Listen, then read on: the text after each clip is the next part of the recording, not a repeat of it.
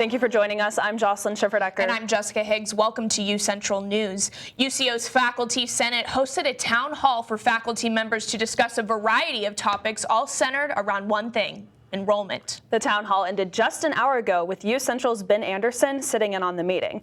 Now, he could not get any video due to some of the faculty members being uncomfortable being on camera, but Ben, what can you tell us about some of the concerns you heard today? You know, I think the overall sense between the faculty members was just a sense of frustration. You know, if you'll take a look at some of the numbers that the administration has put out concerning enrollment in fall of 2022, overall across the board, we're down 7% of last year between the head count for all of the students, the full-time students, even the freshmen, we're down about 6.3%. And a lot of the question that the faculty had was, why is this our problem? Why are we having to fight to get more students here? Don't you have an administration, or don't you have a committee specifically designed to handle enrollment? And there's just not a good answer. When they asked like if there was a plan by the school to increase enrollment, they didn't have an answer for them. They said that they were working on it, but nothing had been released by the president so far. So, and I've seen around campus, you know, they have a Edmond freshman college night tonight, right. but you know, that's the only thing I've seen going on so far. So what were some other things, some other key points that you took away from the meeting, other standouts that you saw? Well, so there were some interesting things that the faculty senate members said was contributing to that. One is that while the high school enrollment is decreasing, community college transfers are increasing, but the problem with that is that a lot of the community college transfers are already going to be juniors or seniors just coming in to complete their majors. So they're not enrolling in these core classes. That is really affecting, especially the liberal arts department.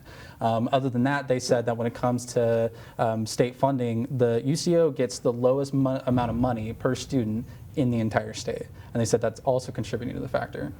Right. And I think that's interesting. We just signed an agreement with Redlands Community College just this week that our president signed with theirs, saying, you know, we have an agreement. If you finish this at Redlands, you can come here.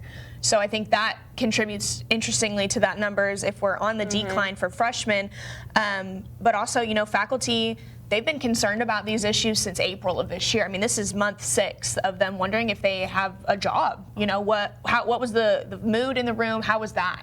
You know, a lot of them are, like I said, they're just frustrated because there is a lack of an answer from the school, from the administration, from the president's office. You know, there isn't any clear sign that they are going to fix this issue. And so a lot of these professors, faculty members, they feel like the burden has been put on them, so much to the point that they've been calling for a vote of no confidence on the president. They're saying, and I quote, that it has been totally criminal the way the administration has handled this enrollment, and it needs to be addressed. I think that's an interesting choice of words for sure. For you know, them to use against their boss. Well, Ben, thank you so much for your effort and your time in the story. We know you will keep us posted as things develop. Absolutely.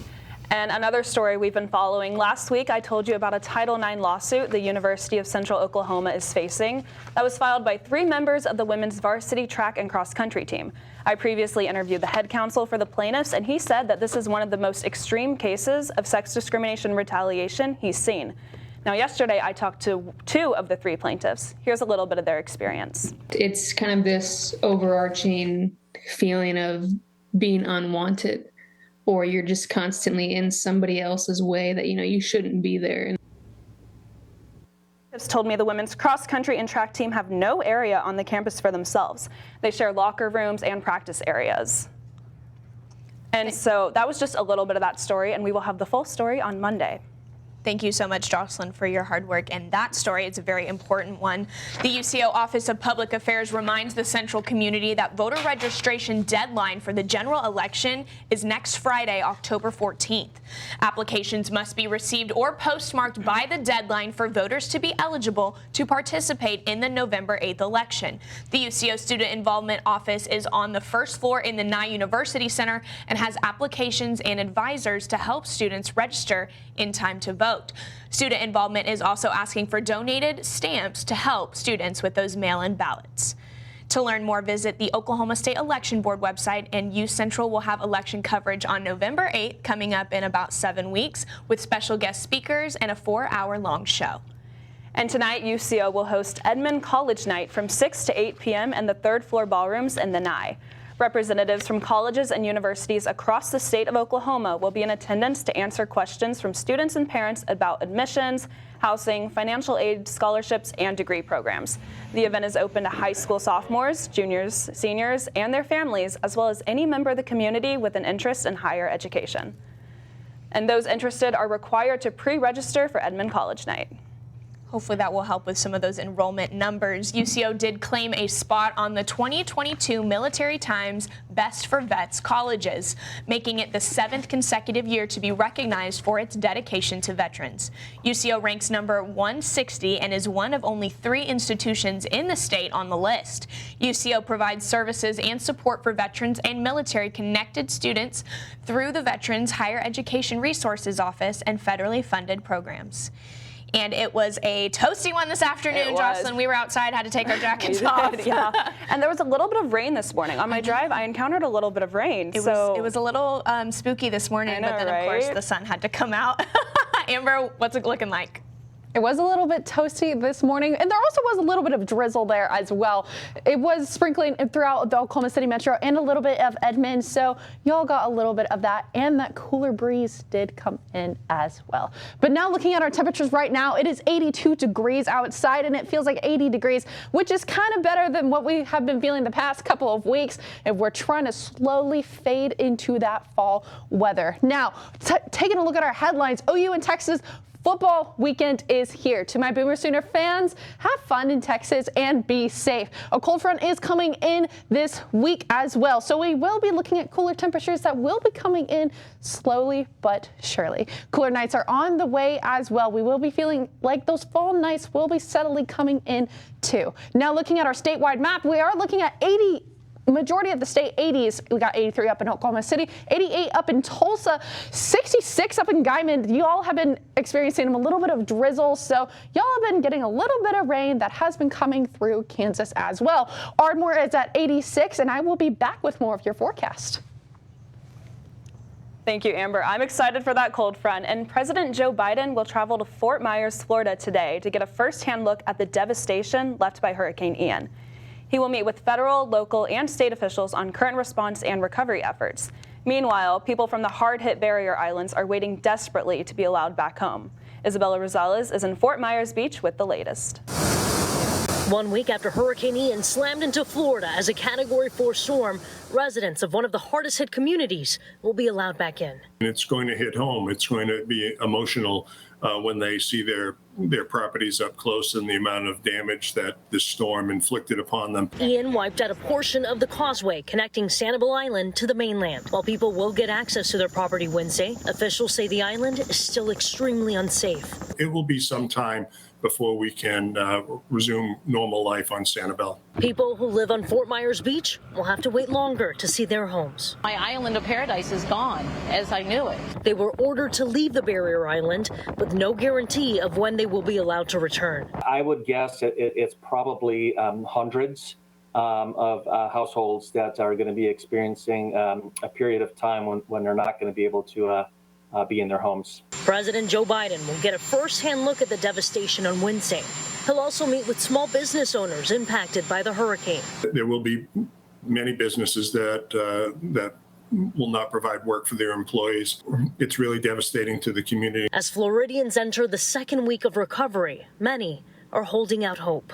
We're strong people. We'll get through it, and we'll rebuild and come back. In Fort Myers Beach, Florida, I'm Isabel Rosales reporting. Some of those images are just devastating, and the Oklahoma State Blood Institute released a statement requesting blood donations for victims of Hurricane Ian in Florida. Blood centers around the country typically have enough supply to only last a day or two.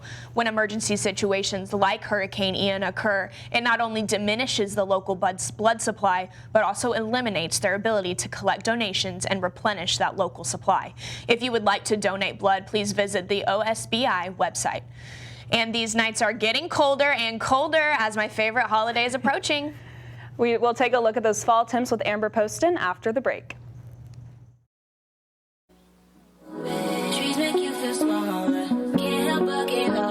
Feel the beat of nature at a park or forest near you. Find a forest and music inspired by nature at discovertheforest.org.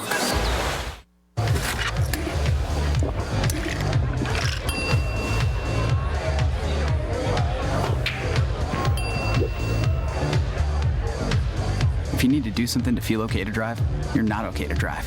Don't drive buzzed.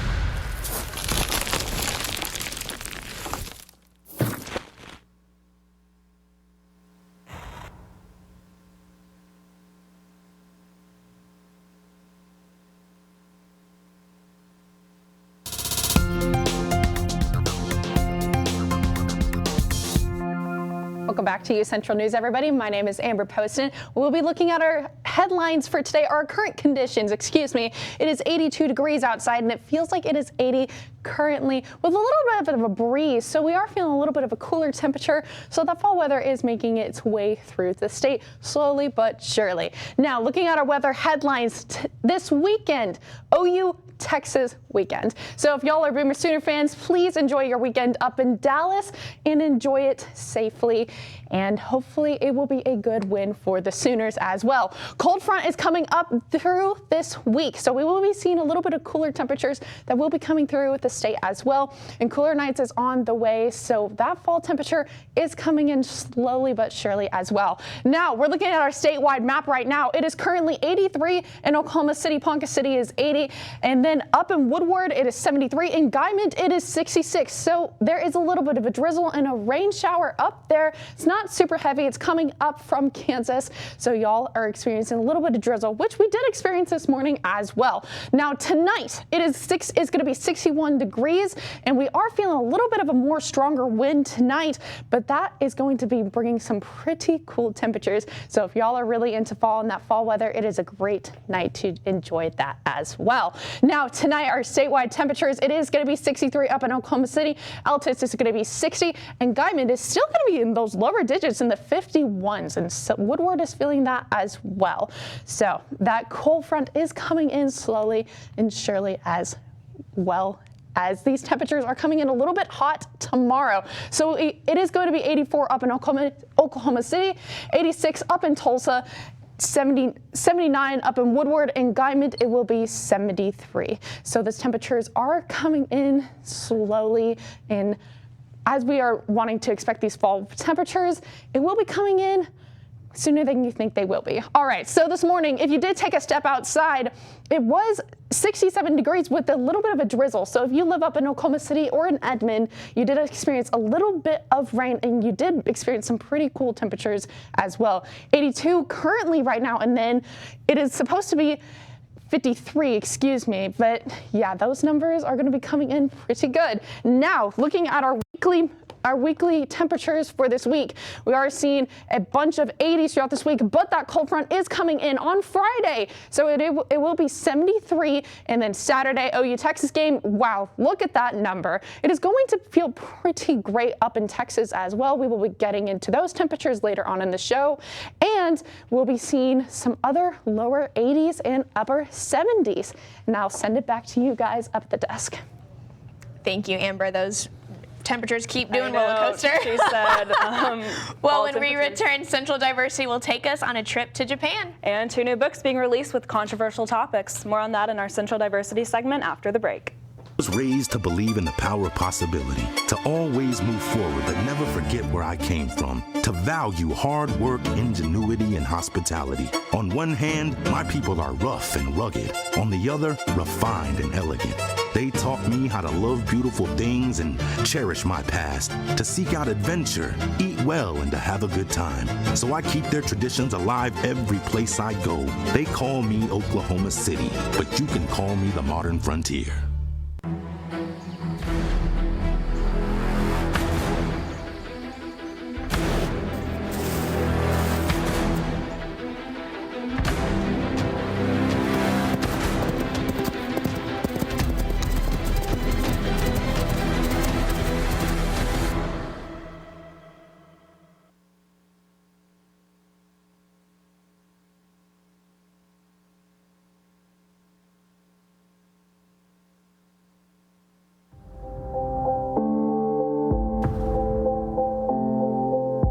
UCentral News as a whole, you got to be in those different areas, like being on camera, being off camera, being in the control room. And so I feel like that is what prepared me most about being in the workplace. UCentral and the mass comm department has provided me all the tools and the fundamentals that are needed in order to thrive well and thrive fast at my job.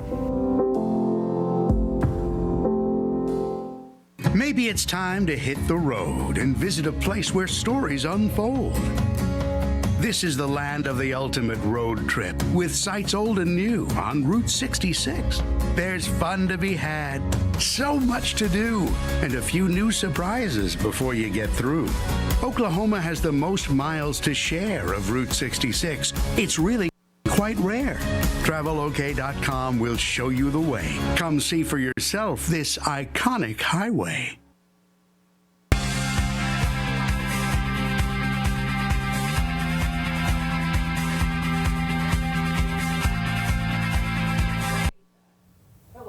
Back to Central Diversity. Global diversity is being shown all around campus, and this semester UCO celebrates 10 years of Passport to Japan.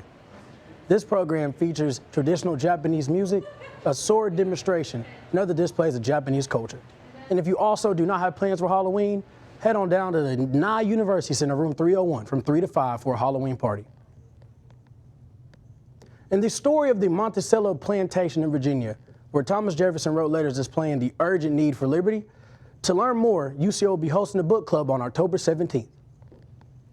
And another book that we're here to talk about, The Pink Triangle Legacies, highlight the history of the original pride symbol. This book showcases the early voices of the LGBTQ movement and a look into the queer lives who found meaning in this event on October 13th. You can join the museum. On October 13th, you can join the Museum of the Jewish Heritage in a virtual event. To learn more, hit up UCO. And coming up after the break, UCentral's Brooke Niver talks about the UCO volleyball team and the successful week they have had. Back to you guys at the desk. Thanks, Jaden. And like he said, Brooke Niver's got all of your UCO sports coming up, and she's also going to preview a little bit of OU Texas football and dig into some NFL. So see you after the break.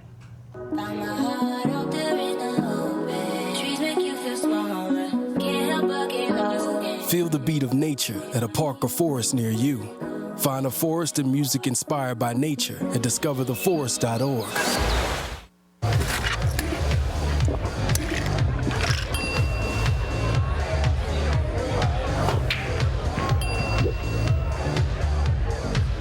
If you need to do something to feel okay to drive, you're not okay to drive. Don't drive buzzed.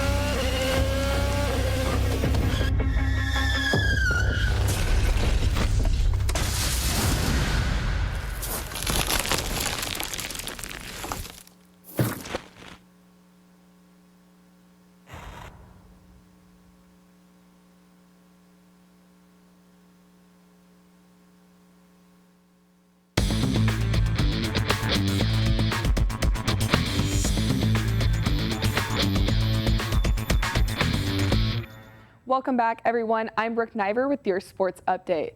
Let's begin with talking about our very own Broncos sports. The women's golf team finished second in the Grace Shin Invitational. The Broncos shot a 303 on Tuesday and shot a total score of 607 at the two-day event. Jarasuda Kunarok and Madison Odell led Central with both having scores of 150 at the tournament. Both players tied for 5th place in the individual standings. UCO is towards the end of their fall season and only have 2 more tournaments before it ends. They will be traveling to the National Preview in Eureka, Missouri next week. And the Central Broncos volleyball team took down the Newman Jets in 3 sets. This is the 7th sweep for the team this season. The game was won after the UCO team was ranked nationally for the first time since 2019. The Broncos are number 24 in this week's American Volleyball Coaches Association Top 25 poll. Not only did the team get recognition, but Jaden Evans was named the MIAA Defensive Player of the Week. This is the 4th time in 6 weeks that Evans has been given this award. The Broncos now have a season record of 8-2. The volleyball team is playing number 10 Northwest Missouri on Friday at 6 p.m. at the Hamilton Fieldhouse. The UCO football team is hosting NSU Thursday night. Northeastern State is 1-4 for the season, and the Broncos are standing at 3-2. The rivals have played this game since 1998, with UCO having a 15-9 lead in the series. The Broncos have beat the Riverhawks 7 times in a row since 2014. Central is averaging 22 points per game through the 5 games that they have already played this season. The Broncos and Riverhawks will kick off the President's Cup at 7 p.m. Thursday night at the Chad Richardson Stadium. Now let's talk about them Cowboys. In mid-September, the Dallas Cowboys stated that QB Dak Prescott could return early from his thumb injury, but sadly that was not the case. The Cowboys lost their starting quarterback in Week 1 when he suffered a fractured joint in his right thumb that required him to have surgery. Owner and general manager Jerry Jones stated that Prescott could return early and the team did not place him on injured reserve. More recently, Jerry Jones stated that Prescott's grip on the football is not well enough to play quite yet, but also said that the thumb is improving. The Cowboys are not completely ruling out Prescott for their matchup this week against the LA Rams, but he does have to go through a full week of practice before returning to the field. That leads me to talk about Week 5 for the NFL. The 5th week starts Thursday with Indianapolis Colts playing at the Denver Broncos Stadium. Broncos quarterback Russell Wilson has been on a limited playing time with a right shoulder injury for a few days now. Wilson said he expects to play for his team confidently Thursday night. Wilson admitted that quarterbacks get banged up every now and then, but he is hanging in there. The Broncos are coming off a hard loss from the Raiders this past week with 2 other players out with knee injuries. Colts running back Jonathan Taylor was seen wearing a boot this week on his right ankle. Head coach Frank Reich said that Taylor playing is going to be a game-time decision. Taylor wants to play, but is also going to listen to his body to make sure he can play for the rest of the season. Kickoff is at 7:15 and can be watched on NFL Plus or streamed on Prime Video. That's all I have for sports today. Make sure to keep up with Bronco Athletics on broncosports.com. Have a great rest of your day, Edmond, and remember, roll Chose. After the break, Amber Poston will update us on the weather for tomorrow's rival game against the Riverhawks and also the OU Texas game. I know my brother is a diehard OU fan and is going to the Texas game and will be sitting in the 2nd row. I'm a little jealous. What's your guys' thoughts at the desk? So I'm actually an OSU fan, but I do love going to OU Texas. I love the Texas State Fair. Unfortunately, it is bigger in Texas. It's really good. I haven't been to the one in Texas. You've got to go. It's a great day. A kickoff's at 11 always, so you got to start really early. I'm not going this year. I really wish I would. I think it's definitely going to be an interesting game this year, though, because the last couple of games for OU have been a little rough. So I'm interested to see how it'll play out. Yeah. And like Brooke said, when we get back, Amber will have the weather forecast. Whomever you want to be, wherever you want to go, UCO's College of Business can help get you there. Our degree programs and dedicated faculty will help you gain the knowledge and skills you need to connect to the future of business. Because of UCO's College of Business, I've been able to be successful in business and in leadership. They take that time for situational things to prepare you and give you the tools, essential needs, and skill sets that's going to set you up for success in the future. Hey, you could be larger than life, bigger than the world, living out the hopes and dreams of every boy and every girl. You could fly higher than the sky, shine brighter than the stars. You can have all you ever wanted. Buy a larger than life is what we've made Oklahoma City, with a spirit that says, go for it. You know you could.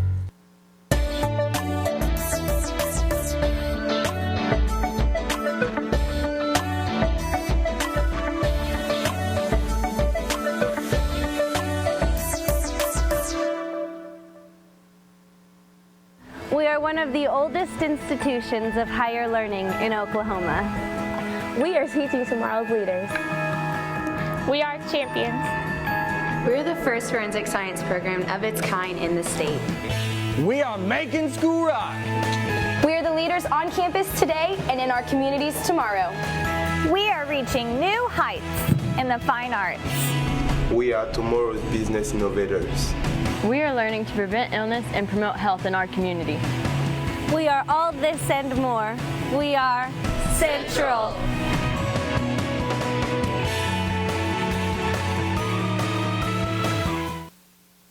Welcome back, guys. We're looking at the temperatures right now. It is going to be 83 up in Oklahoma City today currently. Up in Guymon, you are seeing a little bit of sprinkle right up there. You will be experiencing a little bit of drizzle up there too. And then up in Ardmore, it is 86 degrees, and up in Enid, it is 82. Now, tomorrow's conditions, it is going to be 84 up in Oklahoma City, 83 up in Guymon, or excuse me, Enid, and then Guymon, it will be 73 as well. Now, these weather temperatures for Texas, if you're going to the Texas game, I'll step out of the way so you can look at these temperatures currently. So if you are planning to get an early start and going up to Dallas this weekend, these temperatures are going to be pretty warm. So I would suggest to wear short sleeves and a shirt, or just a t-shirt, not a sweater.